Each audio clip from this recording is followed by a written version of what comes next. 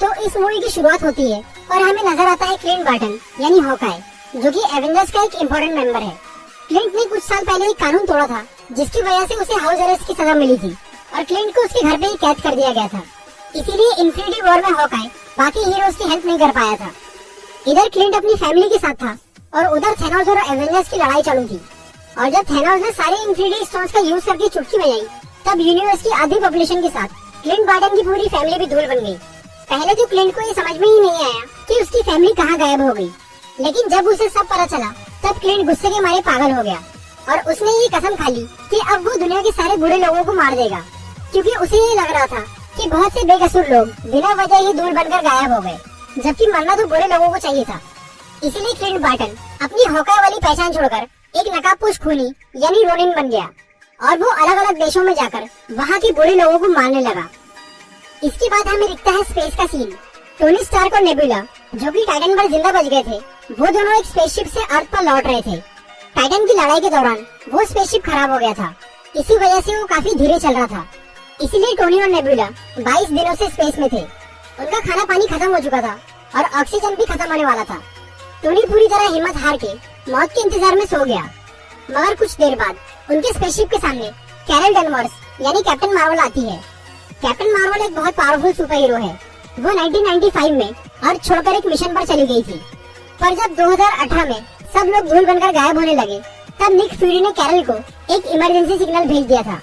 इसीलिए कैरल अर्थ पर वापस लौट रही थी, लेकिन रास्ते में उसे टोनी और नेबुला का स्पेसशिप दिख गया, तो वो उस स्पेसशिप को उठाकर अर्थ पर ले आई।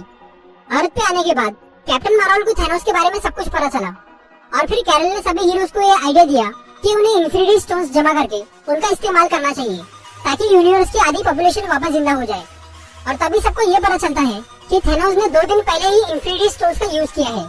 जब थैनोस ने यूनिवर्स की आधी पॉपुलेशन खत्म करने के लिए चुटकी बजाई थी, तब एनर्जी की एक ऐसी वेव निकली थी जिससे पूरा यूनिवर्स हिल गया था। और ठीक वैसे ही एक एनर्जी वेव स्पेस में दोबारा दिखाई दी, जिससे एवेंजर्स को ये समझ में आ गया कि थैनोस ने इन्फिनिटी स्टोन्स का यूज किया है। और उस एनर्जी सिग्नल की लोकेशन ट्रैक करके सभी हीरोज उस प्लेनेट पर पहुंच गए जहां पर थैनोस मौजूद था। यहाँ थैनोस के पास इन्फिनिटी स्टोन्स नहीं थे। थैनोस ने सबको ये बताया कि उसने इन्फिनिटी स्टोन्स की शक्ति से सारे इन्फिनिटी स्टोन्स को ही खत्म कर दिया, ताकि कोई भी उनका इस्तेमाल करके सब कुछ पहले जैसा ना कर सके। यहाँ थॉर ने गुस्से में आकर थैनोस को मार दिया। अब एवेंजर्स की सारी उम्मीद खत्म हो गई और हर कोई उदास होकर अपनी जिंदगी में वापस लौट गया। कैप्टन मार्वल फिर से स्पेस में किसी मिशन पर चली गई।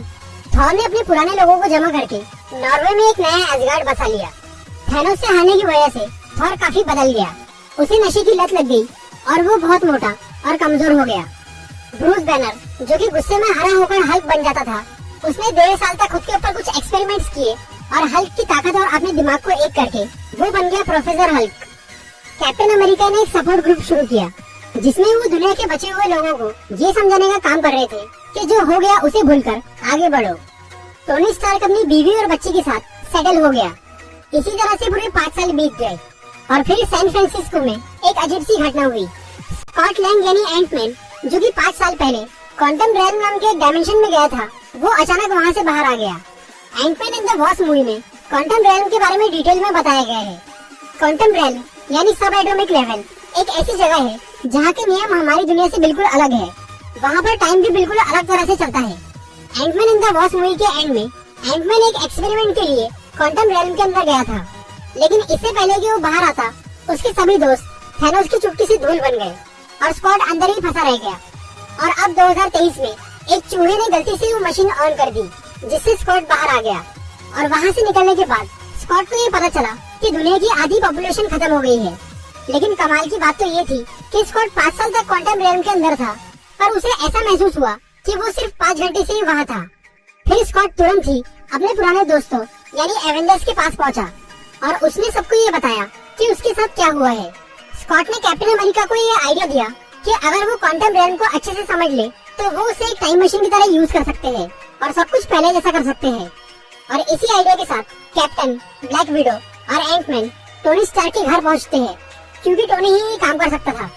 लेकिन टोनी को ये डर था कि अगर वो टाइम के साथ कुछ भी छेड़छाड़ करेंगे तो उससे उसकी बीवी और उसकी बेटी का अस्तित्व खत्म हो सकता है। इसीलिए टोनी उन सबको मना करके वापस भेज देता है। इसीलिए वो तीनों ब्रूस बैनर यानी हल्क के पास जाते हैं जो कि अब प्रोफेसर हल्क बन चुका है। ब्रूस बैनर भी काफी इंटेलिजेंट है, इसीलिए वो टाइम मशीन बनाने के लिए मान जाता है, लेकिन उसकी टाइम मशीन ठीक से काम नहीं करती। दूसरी तरफ टोनी स्टार्क अपना इरादा बदलकर टाइम मशीन पर काम शुरू करता है और वो कामयाब हो जाता है।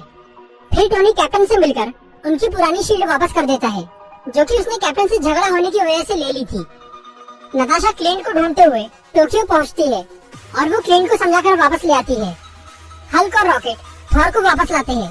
फिर शुरू होती है टाइम मशीन की टेस्टिंग। यहाँ कुछ लोग ये सोचते हैं कि अगर टाइम में पीछे जाकर थैनोस को मार दिया जाए या उसे रोक दिया जाए तो सब कुछ अपने आप ठीक हो जाएगा, लेकिन हल्क सबको ये समझाता है कि ऐसा करना पॉसिबल नहीं है, क्योंकि पास्ट में कुछ भी चेंज करने से प्रेजेंट या फ्यूचर पर कोई फर्क नहीं पड़ता, बल्कि उससे एक अल्टरनेट टाइमलाइन बन जाती है और उस टाइमलाइन यानी उस रियलिटी का हमारी रियलिटी से कोई लेन देन नहीं होता।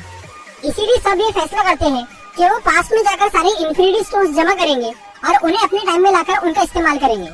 सभी हीरोज ग्रुप में डिवाइड होकर अलग अलग टाइम और अलग अलग लोकेशन के लिए निकल पड़ते हैं। Iron man, captain America, Hulk और एंटमैन 2012 के न्यूयॉर्क में जाते हैं, जब लोकी ने चित्तौरी आर्मी के साथ मिलकर अर्थ पे हमला किया था। उस टाइम पर न्यूयॉर्क में 3 इन्फिनिटी स्टोन्स मौजूद थे। टेसेरे क्यूब में स्पेस स्टोन था, सेप्टर के अंदर माइंड स्टोन और आई ऑफ एगामोटो में टाइम स्टोन था। टोनी और स्कॉट टेसेरे क्यूब लेने के लिए जाते हैं, लेकिन वहाँ एक गड़बड़ हो जाती है और लोकी टेसेरे क्यूब लेकर भाग जाता है। दूसरी तरफ कैप्टन अमेरिका कुछ मुश्किलों का सामना करने के बाद सेप्टर यानी माइंड स्टोन हासिल कर लेते हैं। हल्क टाइम स्टोन लेने के लिए सेंटम सेंटोरम जाता है, लेकिन तब टाइम स्टोन डॉक्टर स्ट्रेंज के पास नहीं था, बल्कि वो उनकी गुरु एंशिएंट वन के पास था। एंशिएंट वन हल्क को ये समझाती है कि अगर वो इन्फिनिटी स्टोन्स को फ्यूचर में लेके जाएंगे तो उससे मल्टीपल टाइमलाइंस बन जाएंगी, जिससे बहुत कुछ बिगड़ सकता है। लेकिन हल्क एंशिएंट वन को ये बोलता है कि इन्फिनिटी स्टोन्स का काम हो जाने के बाद वो उन्हें वापस उसी टाइम और उसी जगह पर रख देंगे, जिससे कोई गड़बड़ नहीं होगी। लेकिन फिर भी एंशिएंट वन टाइम स्टोन देने से मना कर देती है। पर जब हल्क उन्हें ये बताता है कि डॉक्टर स्ट्रेंज ने अपनी मर्जी से थैनोस को टाइम स्टोन दिया था, तो एंशिएंट वन ये समझ जाती है कि ये डॉक्टर स्ट्रेंज की गलती नहीं, बल्कि ये उनका मास्टर प्लान है। इसीलिए वो हल्क को टाइम स्टोन दे देती है। कैप्टन अमेरिका और हल्क ने माइंड स्टोन और टाइम स्टोन तो ले लिया, पर टोनी और स्कॉट को स्पेस स्टोन नहीं मिल पाया।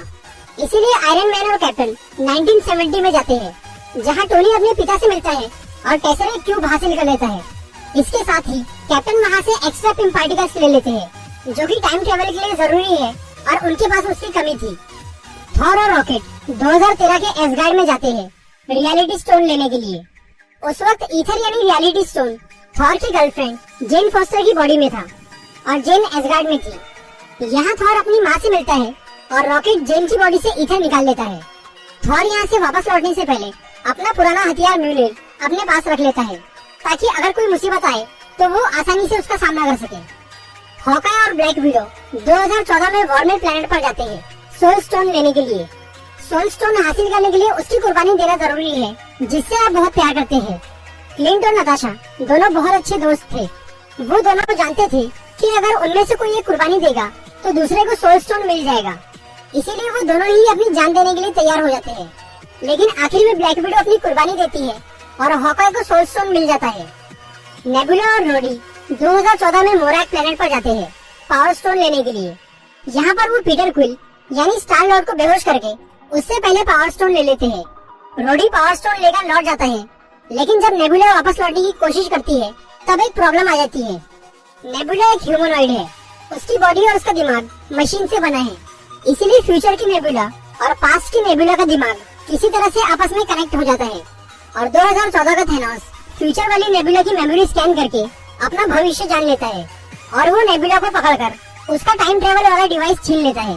थैनोस अपने साथी एबेली की हेल्प से उस टाइम ट्रेवल वाले डिवाइस को कुछ इस तरह से मॉडिफाई करवाता है, जिससे कि थैनोस की पूरी फौज भविष्य में जा सके और फिर पास्ट वाली नेबुला फ्यूचर में जाती है, ताकि वो थैनोस की शिप के लिए रास्ता खोल सके।